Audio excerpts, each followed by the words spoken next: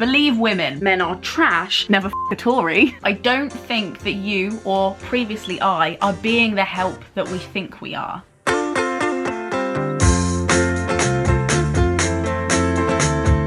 Hello, I'm in the mood for a rant today, and it appears nobody has arrived to stop me, so here we go. Now, as a former owner of not only a F the patriarchy t-shirt, but also a Jesus is my homeboy t-shirt, I know have no place to have this opinion whatsoever, and yet it keeps knocking at my door. Slogans, particularly on the internet, but generally just in life. Now, everybody loves a good slogan. It's what sold this world to us. But is this world something we're excited we bought? I don't think so. Now, perhaps we all know that when somebody says men are trash, they don't literally mean all human beings with no other common denominator apart from the fact that they all identify as men are literally rubbish to be thrown in the bin. We can assume that they in fact mean masculine ideals and the supremacy of patriarchy that is treating me this way, but that's not what we're saying, is it? We're saying men are trash. And while we can say, oh, I think we all can agree that we know what that means, or presumably those phrases of course don't always apply to the people we're trying to engage with, because I think sometimes, especially on the left, there are in fact an invisible two types of people on the left. The people who are really happy on the left, in fact are quite smug about being on the left and see it as part of their identity, are almost excited to have somebody on the other side to spar with, quite like that divide of them and us. And there are people that are on the left that kind of wish they weren't on the left, not in the way that they regret their beliefs or don't agree with themselves, but wish that there wasn't a left, that we all considered left-wing beliefs to be more normal and widespread. And to do that, what do we need? Clarity. But instead we get t-shirts and earrings like this. Patrick, that's a pickle. Yes. Now, the whole point of a slogan is, of course, to state your belief, but it always has an imagined audience member.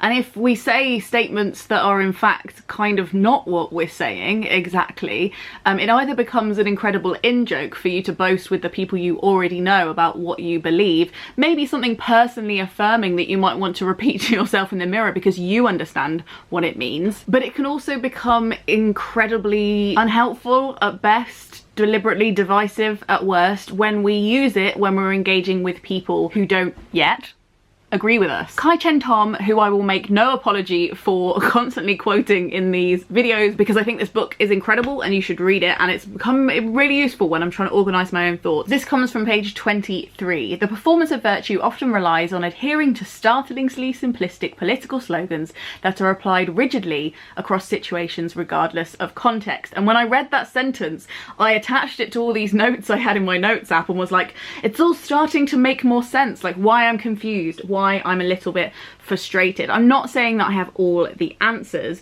but I am saying when you, as a white person, say F the police in a public space where people who may not understand or get that context yet can hear you, like for example the internet, you presumably don't mean the black 20-something woman from the Midlands who spends most of her shift on call-outs trying to help drunk people stand up again. You probably mean the structures that prioritise policing over care and inherently uphold structures of inequality. But unfortunately for people who haven't heard the arguments against the police system, that's not what that sounds like to their ears. Now, of course, if you are not white, I am not going to tell you what to say. Of course, that phrase is something I have no place to tell you not to say, but when it's in the mouths of middle-class white people, as I often hear it, talking to other middle-class white people who don't yet understand all of the nuances of the police debate, especially the differences in the debates between the UK and the US, you're actually talking about being against the police force that publicly executes civilians and the people who work on those police forces and stand aside and let it happen.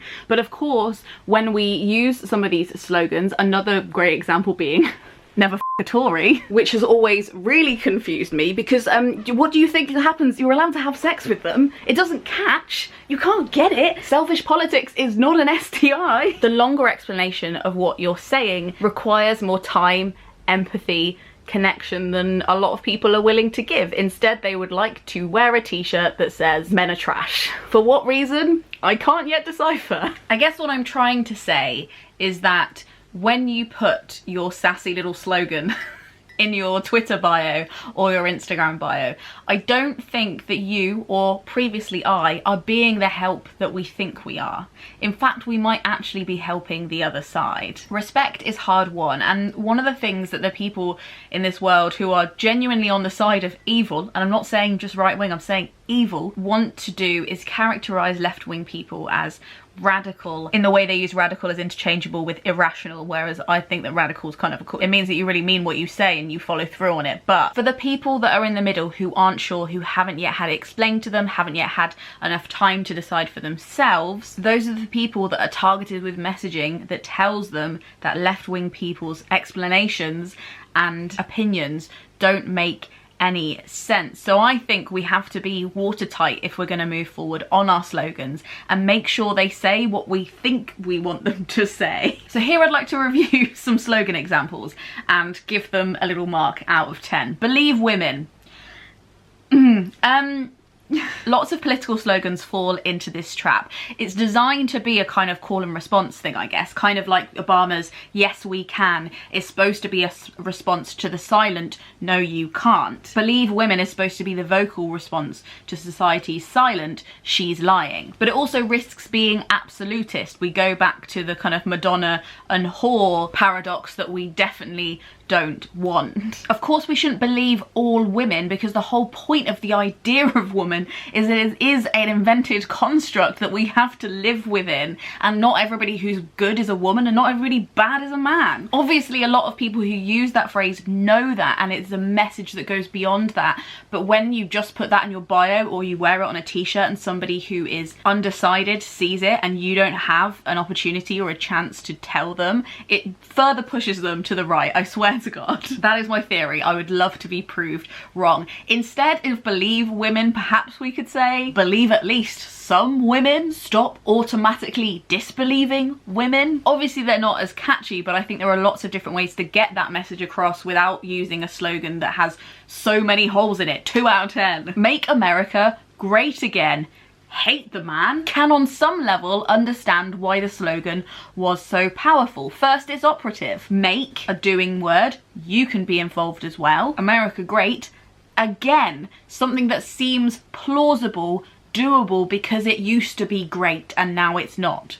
Heavily inverted commas, obviously I don't believe that, but that's the messaging. It is active and not passive language, and therefore I understand why it resonated with people who are vulnerable. 7 out of 10, I'm gonna have to say. Pro-woman, pro-life. This is an incredibly clever slogan on some level, although when you dig even into just the tiny minutiae of it, it literally makes no sense. It's clever because people want to be on the side of women and they want to be on the side of life, but it doesn't unpack where people draw the line at what life is, and it also hides from the fact that the question isn't would you have an abortion, it's would you force somebody else to give birth. The movement behind this slogan is in fact anti-choice. That should be the correct label for them, but as labeling themselves as pro-woman, as blank as the label woman is and as varied ways a woman can be, they avoid the binary by pretending they are asking a different question.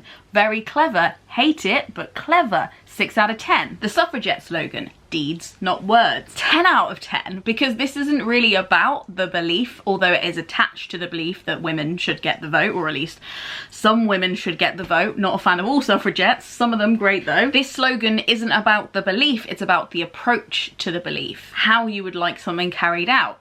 In deeds, not words. Feels urgent, is short, the winner so far. Ditto, a woman I truly think I would hate if I met her, and honestly hate her politics, Margaret Thatcher, said, don't just hope for a better life, vote for it. Hate that I love it, hate that it's a good, she makes a point, and that's again about the way things are approached rather than what they actually want to do politically. So again, it hurts me to say, but a 9 out of 10. Are you seeing a pattern here? A lot of right-wing people have better slogans, I think, sometimes. Eat the rich, which is a leftist slogan that was coined by this philosopher that I don't have a fancy enough education to know how to pronounce. When the people shall have nothing more to eat, they will eat the rich, probably also harking back to the fabled, but not actually, true statement from Marie Antoinette, let them eat cake. I honestly like this one. It's got a kind of cannibalistic, Sweeney Todd, the beach, gross kind of flavour to it. So while I think it's tasty, I'd still give it a 6 out of 10 because I don't think it really explains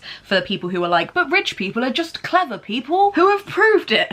It doesn't explain a lot about what you mean, but it is a fun thing to say, and I think it's one of the funnier things on this list. Keep the bastards honest was a famous Australian slogan in a 1980s federal election that I've heard a few times. This is unfortunately a 2 out of 10 because obviously while I would also like to keep politicians honest, it completely lacks urgency or agency, and it also implies that they were honest in the first place, which I'm guessing if you feel the way most people feel about politics, especially if you're a Democrat, which I believe these people were, you don't ever believe that they have been honest. So why would you be keeping them that way? You know, it doesn't quite make sense with the spirit of the cause. Power to the people, which has been used through a lot of different, like anything from libertarians to socialists. It's a kind of more blanket statement. Huge marks for alliteration. It doesn't have much detail in it, which is why it's been able to be used by so many different groups. So I'm going to give that an 8 out of 10 because it's direct. It's got that power for the mic. The P is a very powerful thing to shout and say into a microphone, but it's non-specific, so you lose 2 points. Stop Brexit, build a brighter future, said the Lib Dems in 2019. But how? There's nothing there. It's too long. You've got to stop without a start. I would like stop Brexit, start living. Brighter future has energy company advertising vibes, and like I literally hate it. I think that one of the reasons that we left the EU was poor sloganage, poor marketing. And finally, another star of alliteration, because human brains are small and we love alliteration subconsciously, it's true.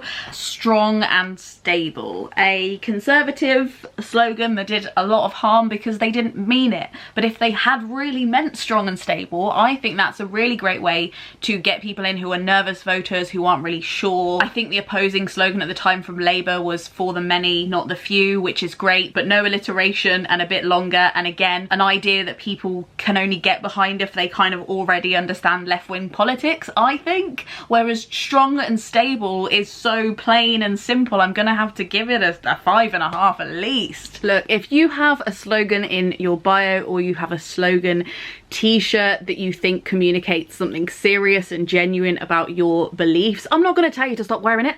I'm not going to tell you to delete it. If you genuinely think it communicates what you think it does and it has actually opened genuine productive conversations in your real life, then I love that for you. Keep it. What I am saying though, if deep down some of these people think that it's going to give them a cool amount of kudos, there's a lot of people who are looking at it and thinking you're a dickhead, or they're thinking, oh, I was about to start asking you questions and agreeing with you, but this slogan that you've used has really shut me down. It makes me feel like you're not somebody who's open to discussion or answering questions, and I feel like you're just going to laugh at me if I want to ask you about your beliefs. As always, note-taking me is way clearer than spontaneously talking to the camera me. So in my notes I said, when you use slogans that require inside info and nuance to understand, you're almost admitting to yourself that you're preaching to your own choir, that the content isn't intended to be consumed by a wider circle of people who would be persuaded, in which case should you even be putting it on a public social media platform, or you honestly don't care if other people see it and don't understand it. You're happy for them to lose trust in your argument and be pushed further to the right. Cold words from Pathelina. If I was to summarise what I think I'm saying, if you're gonna use 3 to 7 words to explain your beliefs, they better be the right words, because you might find yourself inadvertently contributing to a world in which those gripes and those feelings and those angers that you have need to keep existing, because the problems keep exacerbating, partly because of this. Have you given up hope on change so much that you decided to genuinely just swing and enjoy saying fuck the Tories, men are trash, enjoy consuming predominantly fast fashion products that scream those words? Is that some kind of catharsis for you, and is that a good kind of catharsis? Or have you been sold an idea in just another small grubby iteration of capitalism that makes you feel like buying things with slogans on them or putting them on your bio as part of your personal product branding, you being the product, your beliefs being the thing that you're selling? Is that what you've got caught up in? Because I can say hands up, I have. Am I talking out of my ass? Am I the asshole? Let me know in the comments below which slogans have worked on you. Has a slogan ever changed your mind, or are there any slogans that particularly irk you or you don't understand? Let's chat below, because God knows I'm probably wrong. That's all I've been in the past. If you like this video, there's more like it here. This video is made possible by the Gumption Club, who keep helping me do this for some reason. Frog snog out.